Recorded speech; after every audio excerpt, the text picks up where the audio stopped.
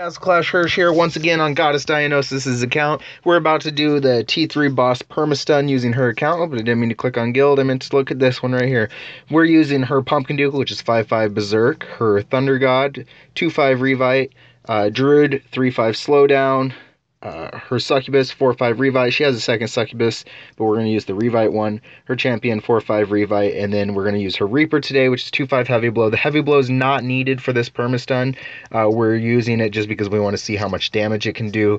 We're trying different heroes, Immortep, Reaper, and Spirit Mage. We want to see which one does the most damage between the three, so we're just testing it out.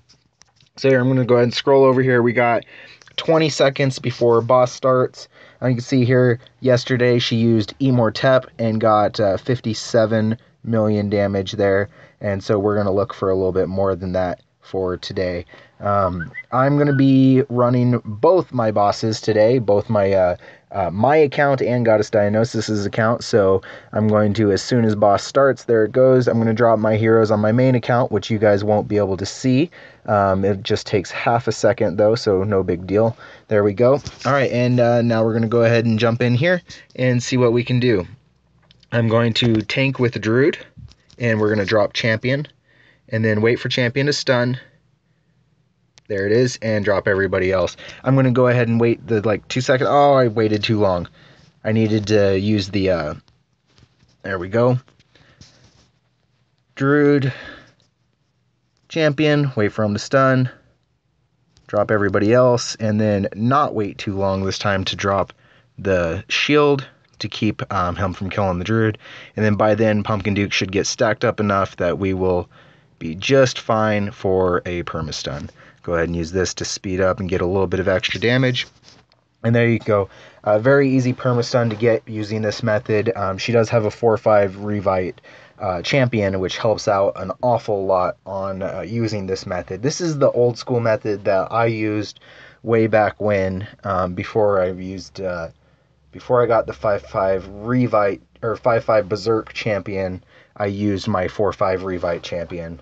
And so this is actually the exact same method I used to use way back when I first got my first perma-stun, and I want to say like January or February or whatever that was. So I mean, you guys can go back and look at my videos and see this is the tactic I used. It's a very good, steady tactic. It won't get you the 180 million or 120 million, but it will get you, definitely get you max HP, which is more than enough. If you're trying to maximize on the damage you do to the T3 boss, you really want to tank with Pumpkin Duke and keep the boss alive. Using the method that you saw earlier in one of my videos last week, where I used the scatter, because it just keeps the aggro. Just like on the Mesa 1 strategy I showed you on the last video just a few minutes ago. That strategy, the boss keeps aggroing on Pumpkin Duke, so it just keeps him proccing and makes it go a lot faster.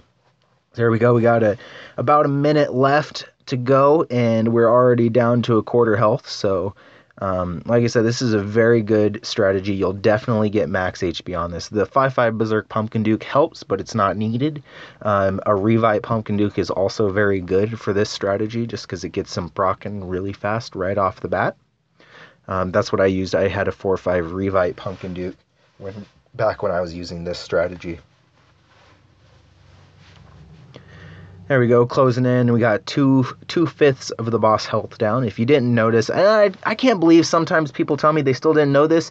If you look at the boss's health bar, it's actually marked out in fifths. So you can see all your heroes have little markers there. You know, each one of those sections is 1/5 of your overall health. And a lot of people have never noticed that, and it's kind of funny to me that people haven't seen that before. So if you're wondering how I know where we're at as far as health, like for example, right now we're coming into 3/5 of the boss health damage. That's how I know. So 5 seconds left.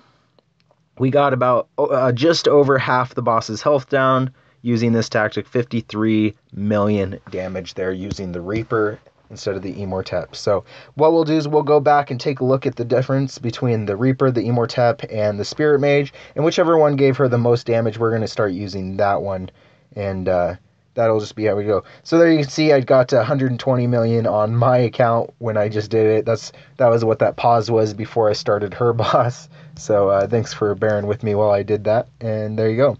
So yeah, like I said, we're using Succubus, Champion, Druid, Pumpkin Duke, Thunder God, and Reaper for this strategy. And I don't really think the Thunder God is necessary. It's definitely not there for an extra stun or anything like that. And the Reaper had Heavy Blow, but again, that's not necessary. Like I said, we were using Spirit Mage and Immortep for the difference in the stuns. So there you go. See, the Reaper has the Heavy Blow, the Spirit Mage has 4/5 Revive, and the Immortep has 2/5 Revive. So there you guys go. Thanks for watching. I hope you enjoyed this T3 Perma stun with Goddess Dionysus account, and I hope you all have a good night. I'm out. Bye.